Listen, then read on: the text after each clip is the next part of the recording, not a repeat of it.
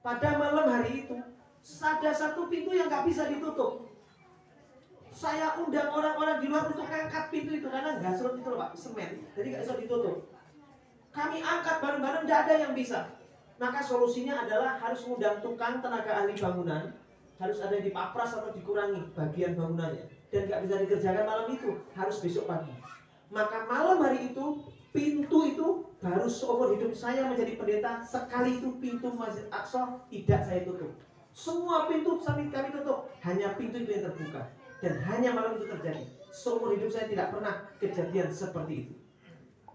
Maka ketika saya pulang, besok pagi ketika saya sampai di Masjidil Aqsa, saya melihat batu tempat di mana para nabi-nabi terdahulu mengikat kudanya, mengikat ontanya. Saat itu bekas ada ikatan. Ada ikatan, bekas ikatan kendaraan. Langsung saya berkata kepada orang-orang yang ada di sana pada waktu itu, tadi malam ada seorang nabi yang sholat di masjid ini. Itu kata pendeta, tadi malam ada seorang nabi yang sholat di masjid ini. Maka saya yakin apa yang dikatakan Muhammad bahwa malam itu dia sampai di sini, saya percaya. Karena saya melihat dengan mata kepala saya sendiri tanda-tanda bukti-bukti itu. Itu Rasulullah. Maka setelah di Masjid Aqsa, Nabi Muhammad naik dibawa malaikat Jibril sampai ke langit ke-7. Begitu akan naik ke Sidratul Muntaha. Bayangkan Pak, Nabi Musa itu pengen ketemu Allah, berdoa, ya Allah saya ingin melihat engkau ya Rabb, ingin melihat wajahmu ya Allah. Kata Allah, kamu tidak akan sanggup melihat saya. Kenapa ya Allah? Antara hambaku dengan aku ada 70.000 hijab penghalang, berupa air, berupa kegelapan, berupa api. Itu penghalang-penghalang. Ada 70.000 kegelapan. Ada 70.000 hijab yang membuat hambaku tidak mampu melihatku. Bahkan andaikan satu hijab saja mereka dengar suara gemuruh air yang ada di dunia ini diperdengarkan ke telinga mereka, saya copot jantung mereka. Tidak akan sanggup hambaku melihatku, kecuali hanya satu yang dapat melihatku, yaitu Muhammad Sallallahu Alaihi Wasallam. Maka Nabi Musa berdoa, ya Allah kalau gitu jadikan aku Muhammad. Kamu tidak mungkin jadi Muhammad, itu adalah kekasihku yang akan aku keluarkan di akhir zaman. Nabi Musa berdoa lagi, kalau aku memang tidak mungkin jadi Muhammad, jadikan aku umatnya Nabi Muhammad. Subhanallah. Nabi Musa saja pengen jadi umatnya Nabi Muhammad, pengen seperti jenengan semua. Itu Nabi Musa alaihissalam. Bapak Ibu rahimakumullah yang dicintai Allah. Bu, betul sare kan? Bisa seger lagi. Begitu sampai di langit yang ke-7, malaikat Jibril membawa Rasulullah. Apa kata malaikat Jibril? Ya Muhammad, lanjutkan perjalananmu. Aku tidak sanggup melanjutkan perjalananmu. Aku hanya sampai di sini saja. Kenapa ya Jibril? Kata Rasulullah, kenapa ya Jibril? La yadrik khalilan khalil. Tidak mungkin seorang kekasih meninggalkan kekasih. Kita berangkat bareng-bareng. Kenapa sekarang kau tinggalkan aku? Kau gak ikut denganku? Apa kata malaikat Jibril? Bukan aku tidak mau menemanimu ya Muhammad. Andaikan satu langkah kakiku naik, satu langkah, aku akan terbakar. Tidak mampu. Engkau yang hanya mampu naik.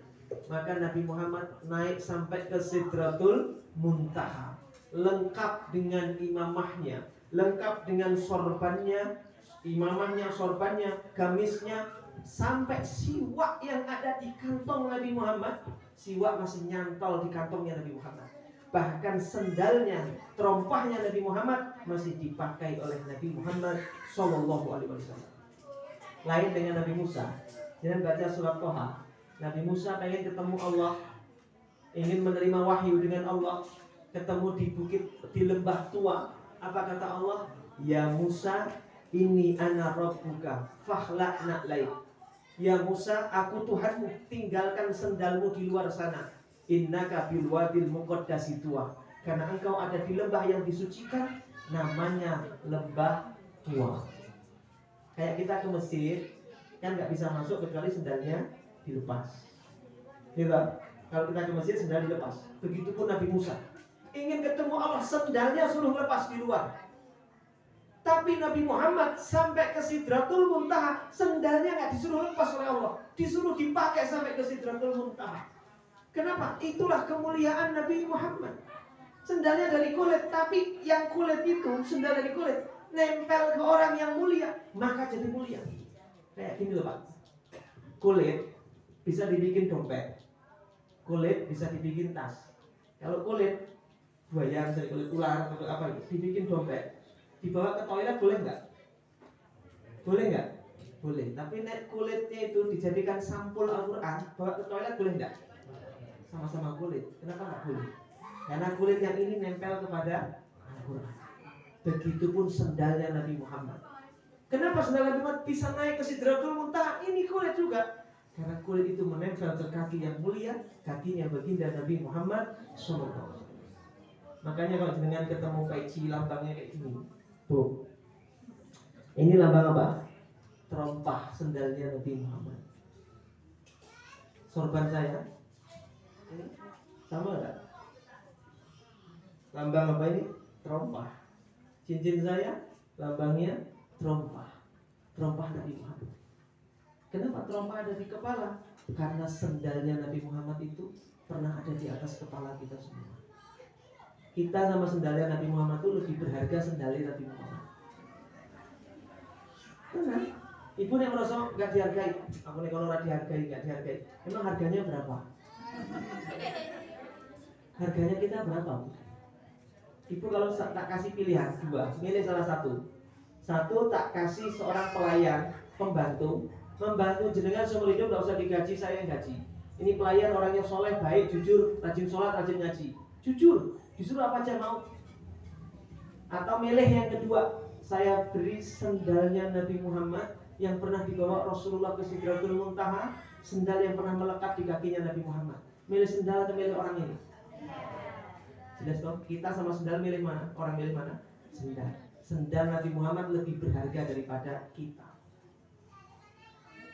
Jenengan punya sendal Nabi Muhammad, taruh di gazebo dakwah, dikasih box kaca, umumkan semua orang. Orang dari Jogja semua pengen kesini, pengen lihat sendalnya Nabi Muhammad, pengen ngurus, pengen nyium sendalnya Nabi Muhammad. Tinggal pasangin loket siji mlebu 50.000.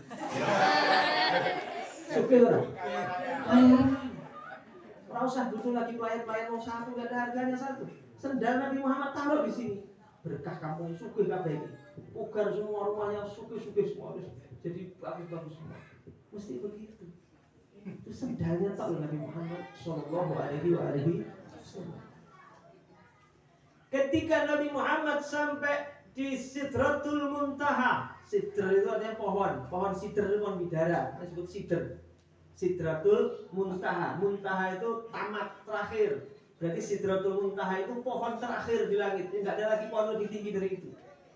Sidratul Muntaha. Sampai ke Sidratul Muntaha, Rasulullah berjumpa langsung dengan Allah Subhanahu wa ta'ala.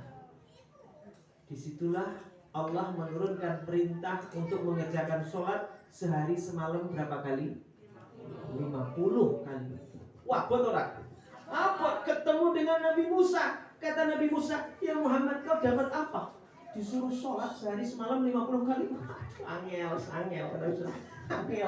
Apa tak bakal kuat sehari kok 50 kali?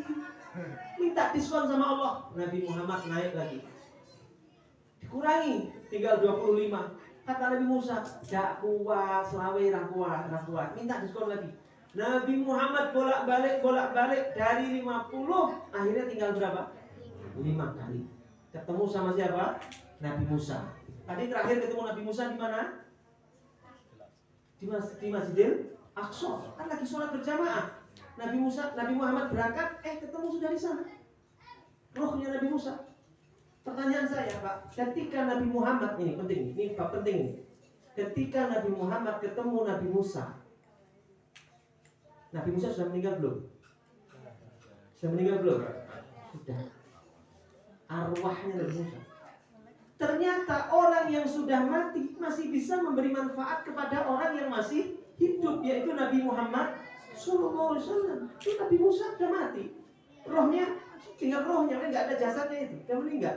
Tapi orang yang sudah meninggal, kalau dia dari golongan para anbiya, dan para aulia itu masih bisa memberi manfaat kepada orang yang masih hidup.